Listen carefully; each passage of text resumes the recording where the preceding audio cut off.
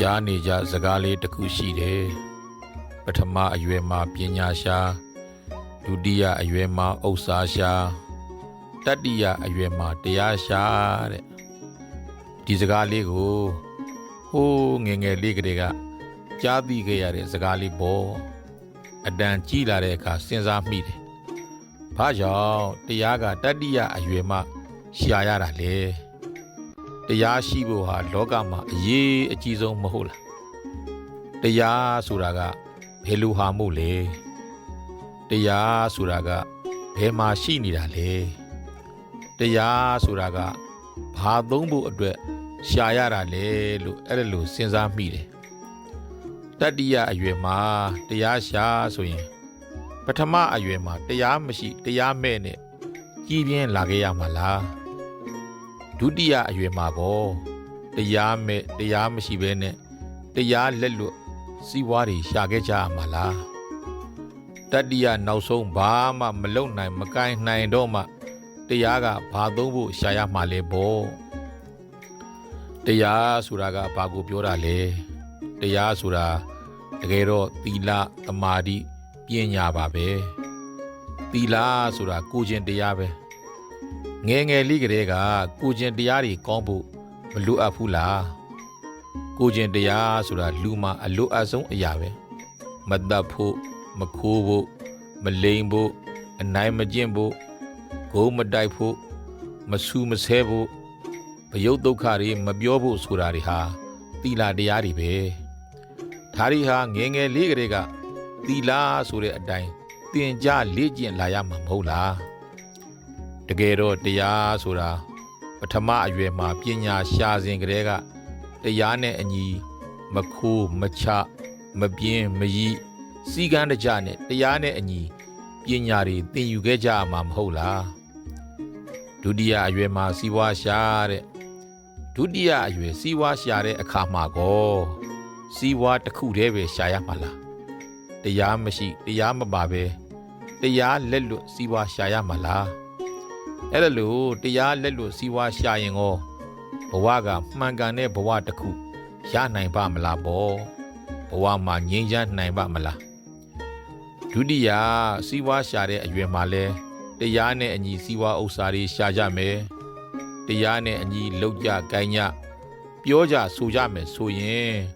ပိုးပြီးတော့မကောင်းပြီဘူးလားအဲ့ဒါလို့ဒုတိယ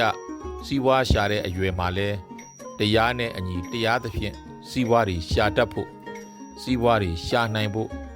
ပထမအရွယ်မှာကလေးကတရားဆိုတာကိုပညာနဲ့အတူကလေးလေးကလေးကသင်ယူခဲ့ရမယ်ဒုတိယအရွယ်ရောက်လာတဲ့အခါဘဝရပ်တည်ဖို့လုပ်တဲ့အခါမှာလဲတရားနဲ့အညီစီးပွားတွေကိုရှာမိမယ်ဆိုရင်ပညာရေးရောစီးပွားရေးရောပို့ပြီးတော့မအောင်မြင်နိုင်ပေဘူးလားဘဝရဲ့အဓိကအရွယ်တွေဖြစ်တဲ့ပထမအရွယ်နဲ့ဒုတိယအရွယ်တွေမှာတရားမရှိခဲ့ဘူးဆိုရင်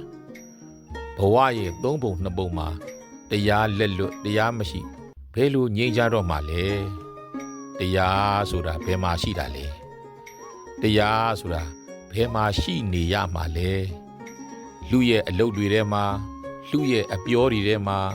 လူရဲ့အတွေးအသိတွေထဲမှာတရားကရှိရမှာမဟုတ်လားတရားလက်လွတ်မလုပ်ဖို့တရားလက်လွတ်မပြောဖို့ဆိုတာကိုယ့်အလုပ်ကိုယ်အပြောတွေထဲမှာတရားတွေရှိနေဖို့ပဲမဟုတ်လားလူဘဝတစ်ခုမှာအများဆုံးလုံနိုင်တဲ့အရွယ်ကအများဆုံးပြောနိုင်ဆိုနိုင်တဲ့အရွယ်တွေမှာတရားမပါဘဲနဲ့မလုံနိုင်မပြောနိုင်တဲ့တတိယအရွယ်ကြမှာတရားကဘယ်လိုသုံးမှာမို့လဲစဉ်းစားမိတာလေးတွေကိုတင်ပြကြည့်တာပါဒီတော့နားလည်မိတာလေးတစ်ခုကိုပြောပါဆိုရင်တရားဆိုတာသီလသမာဓိပညာဘယ်အရွယ်ဘယ်နေရာတွေမှာရှိနေရမှာလဲဆိုရင်အရွယ်သုံးပါးလုံးရဲ့လှုပ်ရှားမှုမှန်သမျှတွေထဲမှာရှိနေရမှာဖြစ်တယ်အရွယ်သုံးပါးလုံးရဲ့အလောက်ကိုင်းတွေထဲမှာအရွယ်သုံးပါးလုံးရဲ့အပြောအဆိုတွေထဲမှာအရွယ်သုံးပါးလုံးရဲ့အတွေးအကြံတွေထဲမှာတရားကရှိနေရမှာဖြစ်တယ်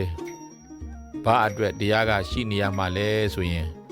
ဘဝမှာငြိမ်းငြိမ်းချမ်းချမ်းနဲ့လူစဉ်မိမိလူပီပီတတရှောင်လန်းနိုင်မှုဘဝမှာတောကတွေပရိဒေဝတွေ ဒုက္ခတွေဒေါမနတတွေပူလောင်မှုတွေကလွတ်မြောက်နိုင်ဖို့ပါပဲကလေးဘဝကစပြီးတော့တရားဆိုတဲ့သီလဆိုတဲ့အရွယ်သုံးပါးလုံးမှာကိုကျင်တရားတွေကောင်းအောင်သင်ယူလေ့ကျင့်ရမယ်ကလေးဘဝကစပြီးတော့တမာတိဆိုပြီးတော့အရွယ်သုံးပါးလုံးမှာစိတ်တွေမပူပန်ဖို့မပြန့်လွင့်ဖို့စိတ်ဓာတ်တွေခိုင်မာဖို့လေ့ကျင့်နေထိုင်ရမယ်ပညာအရွယ်သုံးပါးလုံးမှာဒုက္ခတွေနဲ့ဒုက္ခဖြစ်စေနိုင်တဲ့အရာတွေကိုခွဲခြားသိအောင်သင်ယူလေ့ကျင့်နေထိုင်ရမယ်လို့သဘောပေါက်ရမယ်တရားဆိုတာတိတ္တဆအရွယ်ကစပြီးတော့အရွယ်သုံးပါးလုံးအတွက်ရှိနေရမယ်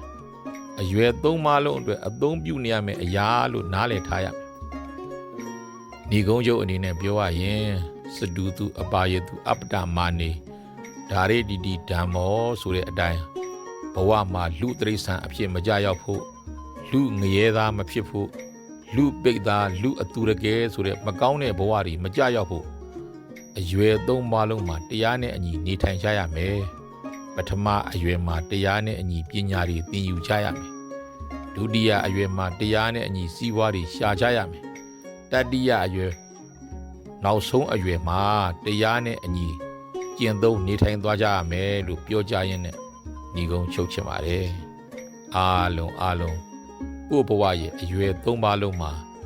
တရားနဲ့အညီရှင်သန်နိုင်သူများဖြစ်ကြပါစေလို့ဆန္ဒပြုရင်ညီကုန်းချုပ်လိုက်ပါတယ်